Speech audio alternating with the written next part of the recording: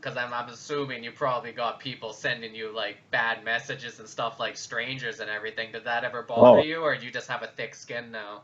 look, anytime you're doing something different, and you have to know this ahead of time. If you get into this kind of work, or you're getting into activism, or trying to get some ideas out there that go against the grain, like the very first black man who went out there and said that I don't want to be segregated anymore. I want equal rights. The vast majority of white people and even many black people opposed him. So if he had Twitter, then he would be canceled.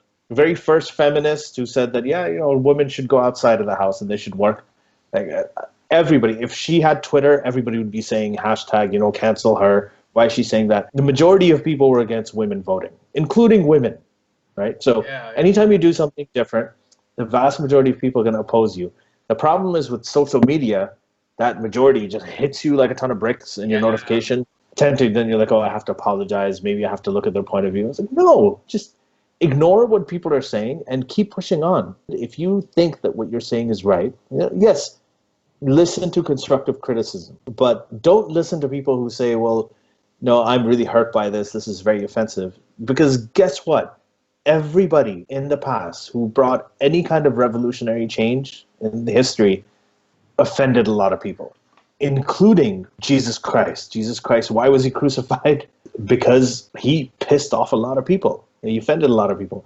Muhammad, he's chased out of Mecca, in fear of his death because he pissed off a lot of people. Harvey Milk, a big gay rights activist back in the day, he was murdered. Martin Luther King Jr. murdered. I mean, these people offended everybody, but every revolution starts off as a rebellion. You can't have it any other way. So you have to have a thick skin.